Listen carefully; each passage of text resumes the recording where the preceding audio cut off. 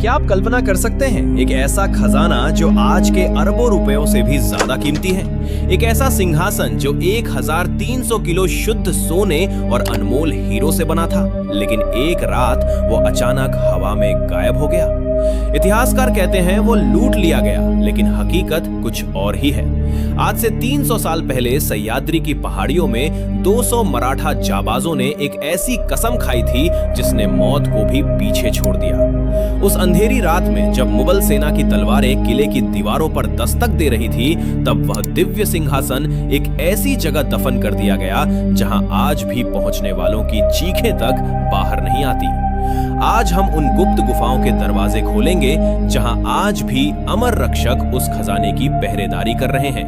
क्या वो सिंहासन महज एक अफवाह है, या फिर वो आज भी आपके पैरों के नीचे जमीन की गहराइयों में किसी बड़े तूफान का इंतजार कर रहा है? दिल थाम लीजिए, क्योंकि आज हम उस नक्शे को डिकोड करने जा रहे हैं जिसे औरंगजेब अपनी पूरी जिंदगी ढूंढता रहा, लेकिन उसके हाथ सिर्फ नाकामयाबी लगी।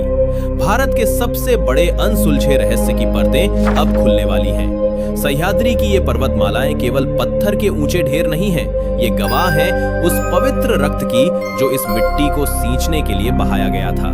लेकिन इन पहाड़ों के बीच एक ऐसा मौन है जो रूह को कंपा देता है। ये मौन है उस सबसे बड़े राज का जिसे इतिहास की मुख्य धारा की किताबों ने शायद जानबूझकर धुंधला कर दिया। हम बात कर रहे हैं स्वराज्य के दूसरे छत्रपति शंभू राजा यानी संभाजी महाराज के उस सिंहासन की जिसकी चमक से कभी दिल्ली का मुगलिया तख्त फीका पड़ जाता था। यह सिंहासन कोई सामान्य राजसी कुर्सी नहीं थी, ये मराठा साम्राज्य के शौर्य, स्वाभिमान और अजेय शक्ति का साक्षात रूप था। जब शिवाजी महाराज ने हिंदवी स्वराज्य की स्थापना की तो उन्होंने एक ऐसे सिंहासन का स्वप्न देखा जो भारतीय अस्मिता का केंद्र हो। रायगढ़ की चोटी पर जब यह सिंहासन स्थापित हुआ तो दुनिया की आंखें चौंधिया गईं। यह सिंहासन 32 मन शुद्ध सोने से मढ़ा गया था। उस काल के माप के अनुसार यह लगभग 1280 किलो से भी ज्यादा शुद्ध स्वर्ण था। लेकिन इसकी असली कीमत वो सोना नहीं था, बल्कि उसमें जड़े वो रत्न थे जो भारत के अलग अलग कोनों से आए थे।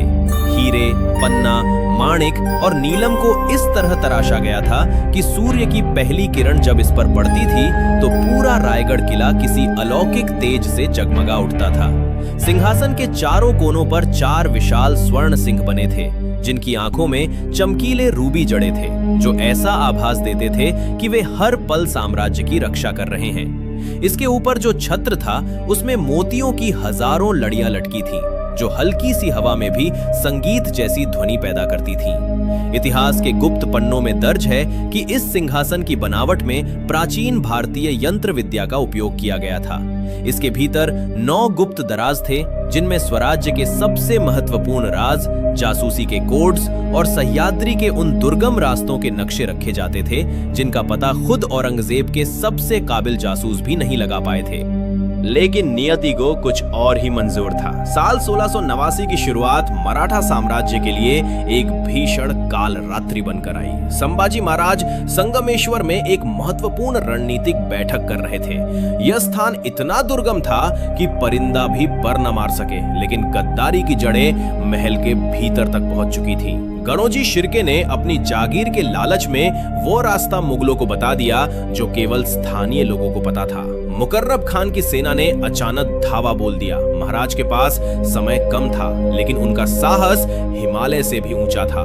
भयंकर युद्ध हुआ, रक्त से संगमेश्वर की मिट्टी लाल हो गई और अंततः महाराज को बंदी बना लिया गया। जैसे ही यह विदारक समाचार रायगढ़ की दीवारों से टकराया, पूरे स्वराज्य में सन्नाटा पसर गया। लेकिन उस सन्नाटे के पीछे एक महायोजना जन्म ले रही थी। महारानी येसुबाई और चतुर मंत्री जानते थे कि औरंगजेब की गिद्ध जैसी नजरें उसी सिंहासन पर टिकी है। वे किसी भी कीमत पर उस पवित्र विरासत को औरंगजेब के पैरों की धूल नहीं बनने देना चाहते थे। यही वो समय था जब ऑपरेशन महालुप्त की शुरुआत हुई। मुगल तोपें रायगढ़ की दीवारों पर कहर ढा रही थी। पत्थरों से आग की चिंगारियां निकल रही थीं।